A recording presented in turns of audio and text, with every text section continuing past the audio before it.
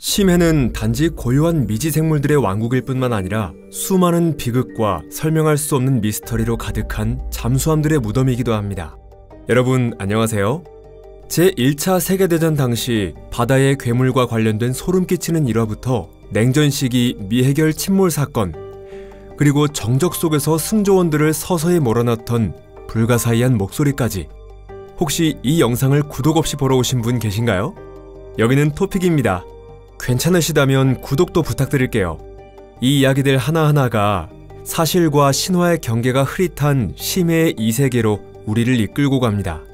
UB-85, 스콜피온, 그리고 쿠르스크, 이 잠수함들에 대체 무슨 일이 있었던 걸까요? 그리고 왜 잠수함 승조원들은 존재하지도 않아야 할 무언가의 소리를 듣게 되는 걸까요? 지금 그 진실에 다가가 봅니다. 자, 그럼 시작해볼까요?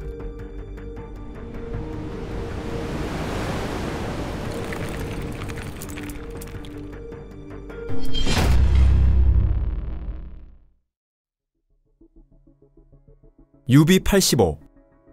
제1차 세계대전 당시 활약했던 독일 잠수함 UB-85에 얽힌 이야기는 바다에 전해지는 전설과 공식 기록이 기묘하게 얽혀있는 아주 독특한 일화입니다. 1918년 4월 30일 스코틀랜드 연안에서 이 잠수함은 영국 해군의 순찰함 HMS 코레옵시스에 항복했습니다. 함장 귄터 크레히 중위를 포함한 승조원 전원이 포로로 잡혔지만 이 사건을 미스터리로 만든 건 다름 아닌 함장이 직접 밝힌 항복 이유였습니다. 크레이 함장의 말에 따르면 전날 밤 UB-85가 배터리를 충전하기 위해 수면 위로 떠올랐을 때 거대한 해양 괴물의 습격을 받았다고 합니다. 그의 증언에 따르면 그 생물은 커다란 눈과 기묘한 형태의 두개골을 가지고 있었고 달빛에 반짝이는 날카로운 이빨을 지니고 있었다고 합니다. 크레히에 따르면 괴물은 엄청난 힘으로 달려들어 함수와 갑판포를 완전히 부숴버릴 정도로 맹렬하게 공격해왔다고 합니다. 피해는 매우 심각했고 UB-85는 더는 잠항조차 할 수 없는 상태에 빠졌습니다. 승조원들은 괴물을 쫓아내기 위해 필사적으로 반격했고 결국 괴물은 사라졌지만 잠수함은 아무런 방어수단도 없이 바다 위에 남겨지고 말았습니다. 이후 영국군이 승조원들을 포로로 잡은 뒤 손상된 잠수함은 그대로 바닷속으로 가라앉았습니다. 일설에 따르면 HMS 코레옵시스가 항구로 예인하던 도중 침몰한 것으로도 전해집니다. 또 다른 설에서는 승조원이 모두 퇴선한 뒤 손상으로 인해 잠수함이 스스로 침몰했다는 주장도 있습니다. 어느 쪽이든 UB-85의 정확한 침몰 지점은 거의 한 세기 동안 밝혀지지 않은 채 남아있었습니다. 그러던 2016년 10월 스코틀랜드 갤러웨이 해안 인근 해저에 전력 케이블을 설치하던 기술자들이 훌륭한 보존 상태의 잠수함 잔해를 발견합니다. 잔해의 크기, 외형, 위치 등을 종합해 볼 때 그것이 UB-85일 가능성은 매우 높은 것으로 평가되었습니다. 선체 번호는 직접 확인되지 않았지만 여러 정보들을 종합한 결과 전문가들은 그 잔해가 UB-85라는 결론을 내렸습니다. 이 발견으로 인해 다시금 크레이 함장의 증언에 대한 관심이 집중되기 시작했습니다. 초기 보도 중에는 선체에 이상한 손상 흔적이 발견됐으며 그것이 함장이 말한 내용과 일치한다는 듯한 기술도 있었습니다. 하지만 대부분의 전문가들과 해양 고고학자들은 보다 현실적인 해석을 지지하고 있습니다. 손상의 원인은 타 선박과의 충돌, 해상 부유물과의 접촉, 기뢰, 기술적 결함, 혹은 승조원의 조작 실수였을 가능성이 있다는 것입니다. 함장의 이야기도 실제로 있었던 일을 과장해서 표현한 것일 수 있으며 그렇게 허무맹랑한 이야기만은 아닐지도 모릅니다. 예컨대 크고 특이한 해양생물과의 조우였을 가능성도 배제할 수 없습니다.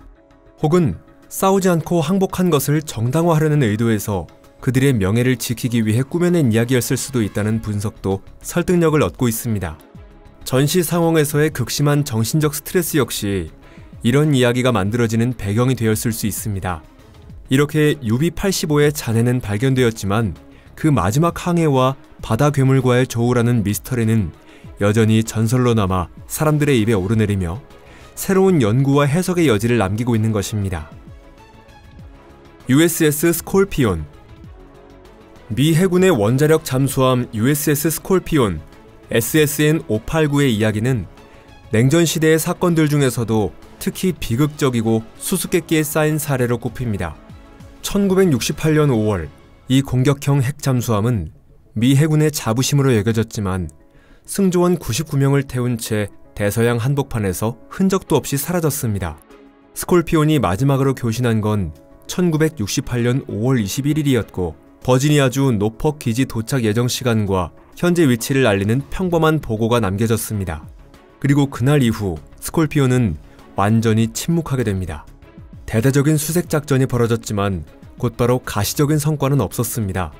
스콜피온의 마지막 항해를 둘러싸고는 지금까지도 수많은 루머와 추측이 끊이지 않고 있습니다.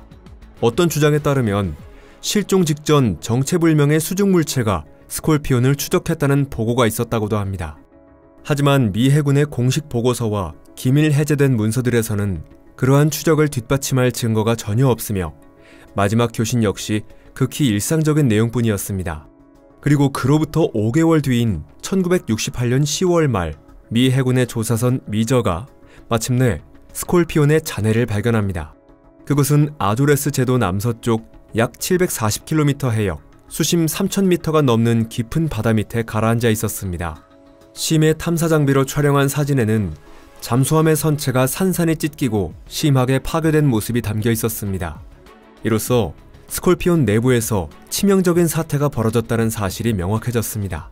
미 해군은 여러 차례 공식 조사를 실시했지만 침몰 원인은 끝내 밝혀지지 않았습니다.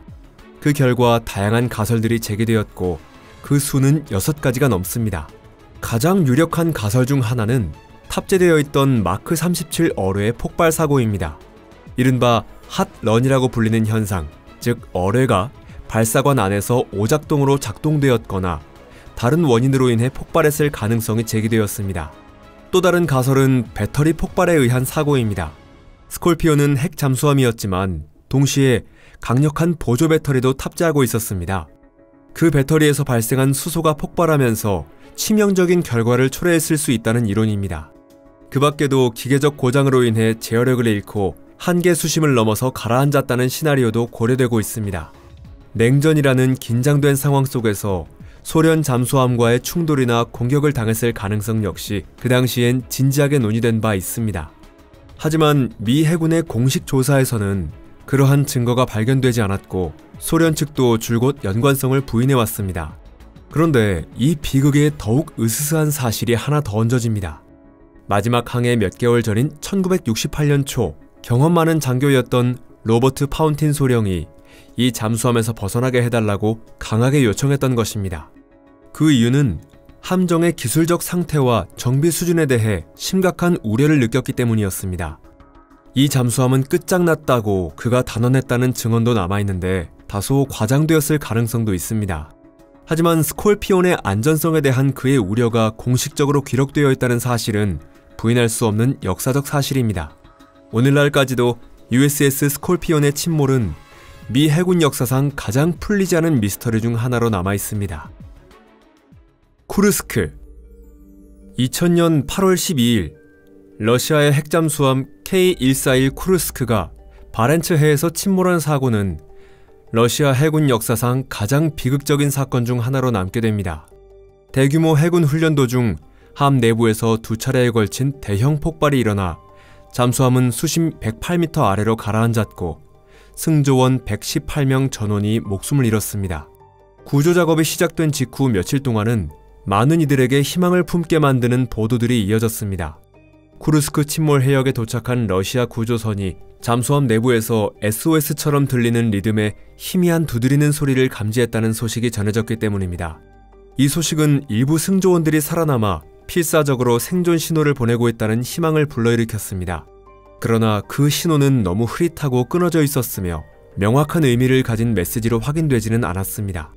이후 당국과 전문가들은 이 소리가 손상된 선체가 해저에 가라앉는 과정에서 발생한 충격음이거나 다른 함정의 장비 소리 혹은 단순한 음향 노이즈일 가능성이 있다고 지적했습니다.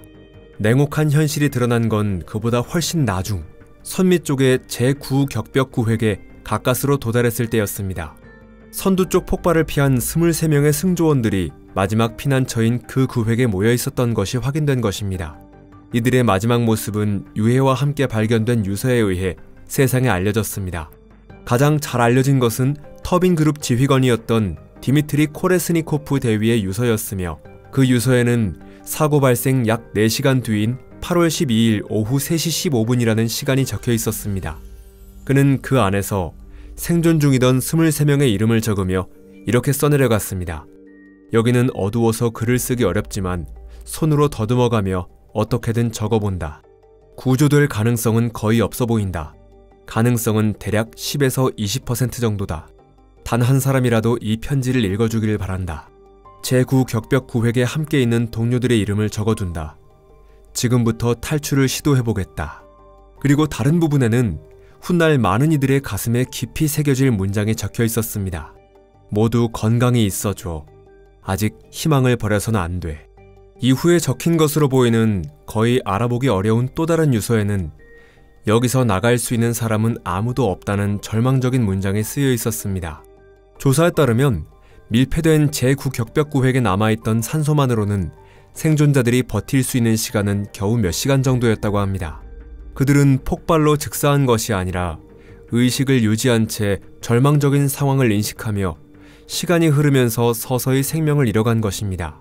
사망 원인으로는 산소 재생장치를 작동시키려는 과정에서 장치의 판에 바닷물이 튀어 불이 붙고 그로 인해 일산화탄소 중독이 발생했을 가능성 혹은 산소가 전부 소모돼 질식사했을 가능성이 제기되고 있습니다.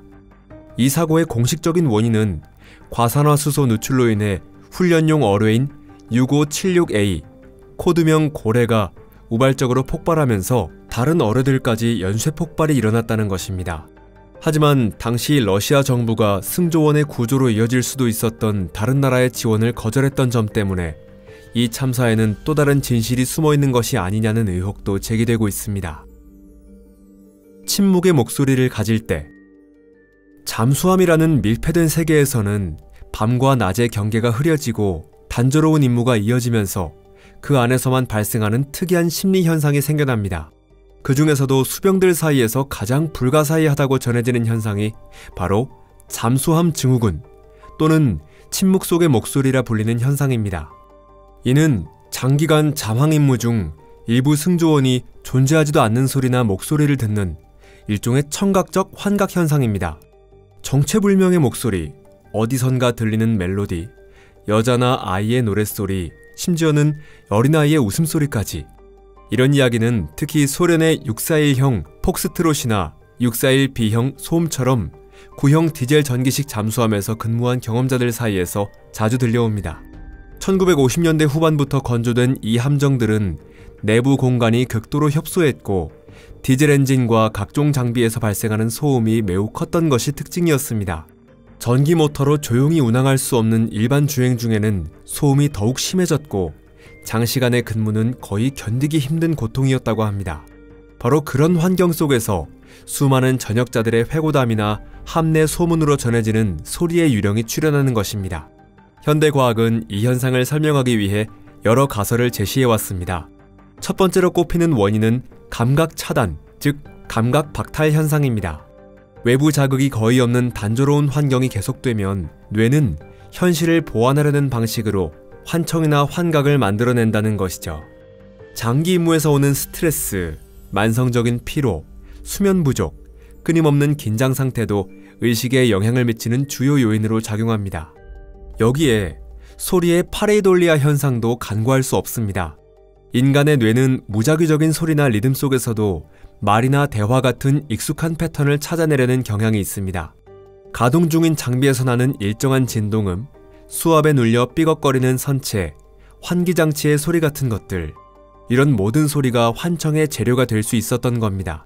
그런데 이 현상들에는 잠수함 승조원들 사이에서 전해지는 묘한 공통점이 있어 오히려 미스터리한 분위기를 더 짙게 만듭니다. 그들이 말하는 목소리는 단순한 잡음이 아니라 때때로 명확한 단어와 명령을 담고 있다는 것입니다. 더 놀라운 건 나중에 그 기록을 기록과 대조해보면 수년 전에 작성된 같은 잠수함의 항해 일지나 당직 보고서 내용과 정확히 일치했던 경우도 있었고 그 기록 중에는 이미 세상을 떠난 승조원이 남긴 것도 있었다는 증언이 존재한다는 겁니다. 물론 이러한 구체적인 사례를 역사적으로 입증하는 것은 매우 어렵고 대부분은 입에서 입으로 전해지는 이야기나 함내 전설 수준에 머물러 있습니다. 당연히 공식 기록에 이런 내용이 남겨지는 일은 거의 없습니다. 그럼에도 불구하고 이런 전설들이 생겨난 배경에는 구형 잠수함 특유의 분위기가 깊이 자리하고 있는 것은 분명합니다.